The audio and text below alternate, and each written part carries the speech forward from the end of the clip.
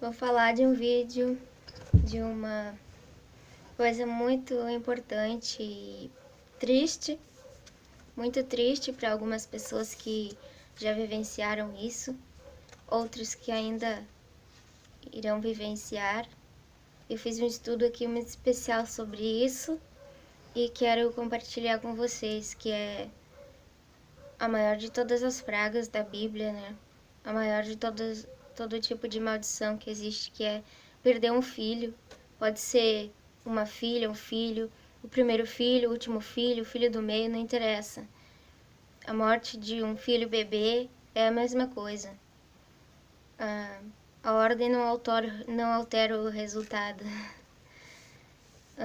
É muito triste e tem como comprovar isso nas palavras da Bíblia. Por exemplo, o filho do faraó, né? Ele só deixou os hebreus seguirem a sua vida sem adorá-lo e podendo adorar a Deus de verdade quando veio a última praga, a 10ª praga. Só então ele deixou os hebreus em paz. Vou ler aqui, que está em Êxodo 11, 4, 6. A morte do filho de Faraó. Moisés disse: Assim diz o Senhor, cerca da meia-noite passarei pelo meio do Egito, e todo primogênito na terra do Egito morrerá, desde o primogênito de Faraó, que se assenta no seu trono, até o primogênito da serva que está junto a Mó, e todo primogênito dos animais. Haverá grande clamor em toda a terra do Egito, qual nunca houve, nem haverá jamais. Tem até o filme, né? Do Príncipe do Egito. Aquele filme é maravilhoso. Depois, tem mais um exemplo aqui. Bom, o Senhor não queria isso, né? Para o faraó, não queria nem para as outras crianças que morreram também, mas pelo menos elas estão salvas, né? Porque eram crianças e ainda não entendiam a veracidade dos fatos que estavam acontecendo ao redor, que os pais e a família e as pessoas ao redor eram descrentes, eram incrédulos, tirando o povo hebreu, né? O Senhor não queria isso, mas pela liberdade de seu povo, trouxe a morte. Outra história, o filho de Davi, né? Que ele pecou lá com Betseba e acabou trazendo maldição para a vida dele. 2 Samuel 12, 15 ao 18. A morte do filho de Davi. Então eu vou ler aqui. E o Senhor feriu a criança que a mulher de Urias dera à luz a Davi, e a criança adoeceu. A luz e Davi. E a criança adoeceu gravemente. Buscou Davi a Deus pela criança, jejuou Davi e, vindo, passou a noite prostrado em terra. Então os anciãos da sua casa se chegaram a ele para o levantar da terra. Porém ele não quis e não comeu com eles. Ao 7º dia, morreu a criança, e temiam os servos de Davi informá-lo de que a criança era morta, porque diziam: Eis que, estando a criança ainda viva, lhe falávamos, porém não dava ouvidos à nossa voz. Como, pois, lhe diremos que a criança é morta? Porque mais se afligirá.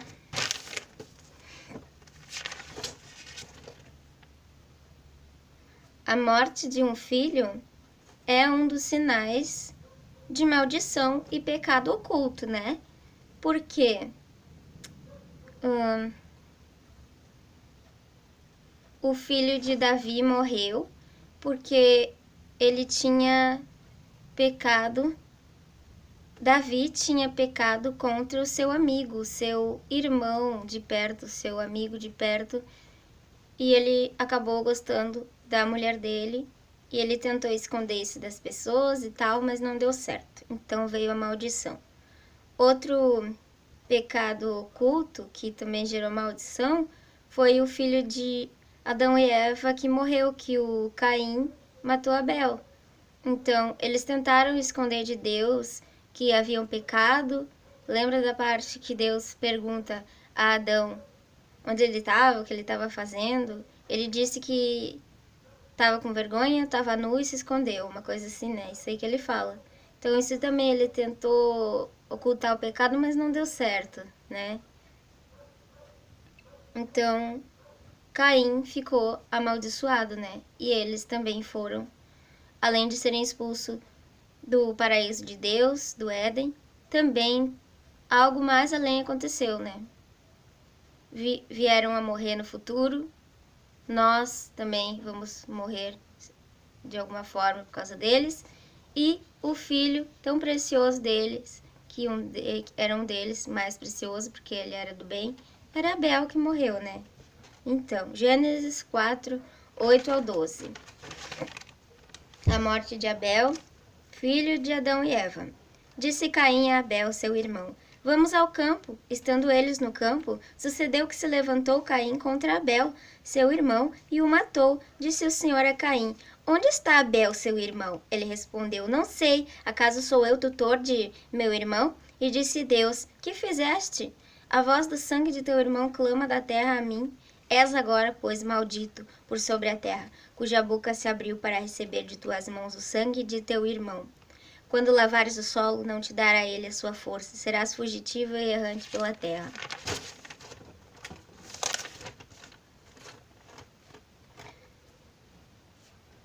Outra forma de mostrar sobre a tristeza de perder um filho é na história de Jó. Mas ele não estava em pecado. Mas foi muito triste. Vamos relembrar a história de Jó, que também perdeu filhos. Jó. Jó 1, 18 e 19. Jó 1, 18 e 19. Isso. Então, os filhos de Jó. Estando teus filhos e tuas filhas comendo e bebendo vinho em casa do irmão primogênito, eis que se levantou grande vento do lado do deserto, e deu nos 4 cantos da casa, a qual caiu sobre eles e morreram. Só eu escapei para trazer-te a nova.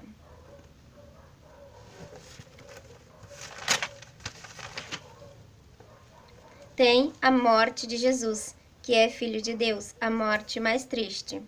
Mateus 27, 45 a 54. Desde a hora sexta até a hora nona, houve trevas sobre toda a terra. Por volta da hora nona, clamou Jesus em alta voz, dizendo: Eli, Eli, lama sabachthani. O que quer dizer: Deus meu, por que me desamparaste? E alguns dos que ali estavam, ouvindo isto, diziam: Ele chama por Elias. E logo um deles correu a buscar uma esponja, e tendo-a embebido de vinagre, e colocou na ponta de um caniço, deu-lhe a beber. Os outros, porém, diziam: Deixa, vejamos se Elias vem salvá-lo. E Jesus, clamando outra vez com grande voz, entregou o Espírito. Eis que o véu do santuário se rasgou em 2 partes, do alto a baixo. Tremeu a terra. Fenderam-se as rochas. Abriram-se os sepulcros, e muitos corpos de santos que dormiam ressuscitaram, e saindo dos sepulcros, e muitos corpos de santos que dormiam ressuscitaram, e saindo dos sepulcros depois da ressurreição de Jesus. Entraram na cidade santa e apareceram a muitos. O centurião e os que com ele guardavam a Jesus, vendo o terremoto e tudo o que se passava, ficaram possuídos de grande temor e disseram: verdadeiramente, este era o Filho de Deus. Outro exemplo. Tem mais 3 exemplos aqui, nos que eu separei. A morte de bebês inocentes, seus pais ficaram desolados. Foi em Êxodo 1, 15, 16 e 22. Versos, né? É o capítulo 1, versos 15, 16 e 22. A morte de bebês inocentes. O rei do Egito ordenou as parteiras hebreias, das quais uma se chamava Cifra e outra Puá, dizendo: quando servirdes de parteiras hebreias, examinai, se for filho, matai-o, mas se for filha, que viva. Então ordenou Faraó a todo o seu povo, dizendo: a todos os filhos que nascerem aos hebreus, lançareis no Nilo, mas a todas as filhas deixarei viver. Teve também a suposta morte de José. Ele não chegou a morrer, mas o pai dele sofreu muito, então é como se ele tivesse morrido. Então aqui mostra o que teria acontecido e mostra também o sofrimento do pai dele caso ele tivesse morrido. É mais um texto muito bom que fala sobre a morte de um filho e a tristeza. Então tomaram a túnica de José, mataram um bode e a molharam no sangue. E enviaram a túnica a talar de mangas compridas, fizeram-na levar a seu pai e lhe disseram: achamos isto, vê se é ou não a túnica de teu filho. Ele a reconheceu e disse: é a túnica de meu filho, um animal selvagem o terá comido, certamente José foi despedaçado. Então Jacó rasgou as suas vestes e se cingiu de pano de saco, e lamentou o filho por muitos dias. Levantaram-se todos os seus filhos e todas as suas filhas para o consolarem. Ele, porém, recusou-se ser consolado e disse, chorando: descerei a meu filho até a sepultura, e de fato chorou seu pai. Gênesis 37, 31 a 35. E o último exemplo aqui que eu separei, que eu estudei e prestei atenção aqui, a morte novamente, em mais uma parte da história da Bíblia, de outros bebês no tempo que Jesus vinha ao mundo, que também foram mortos por causa da perseguição que uma pessoa queria matar Jesus, mas não matou. Vendo-se iludido pelos magos, enfureceu-se Herodes grandemente e mandou matar todos os meninos de Belém e de todos os seus arredores de 2 anos para baixo, conforme o tempo do qual, com precisão, se informara dos magos. Então se cumpriu o que fora dito, por intermédio do profeta Jeremias. Ouviu-se um clamor em Ramá, pranto, choro, né? E grande lamento. Era Raquel chorando por seus filhos, inconsolável, porque não mais existem. Olha, para quem quer ter filho, está tentando, é muito triste. Quem ainda não conseguiu ter filho e quem perdeu por um aborto espontâneo no caso. E também é triste até mesmo para aquelas pessoas que tiveram um aborto de propósito, mas depois se arrependeram. É uma marca que acredito que vai ficar para sempre, apesar da pessoa se arrepender depois. Então, não pratique um aborto. Espere em Deus. Se Deus dá o filho, é para ter. Então, se vocês não querem ter filho, se preservem, se cuidem. Mas se já está lá no útero, deixe viver. E também a perda de um filho que já é grande, tudo, né? Num acidente. Então, todos os tipos de morte de filho é muito triste. Eu não tenho filho. Acredito que não quero ter, porque é muita responsabilidade. Mas se Deus me der, eu aceito. E é isso aí, gente.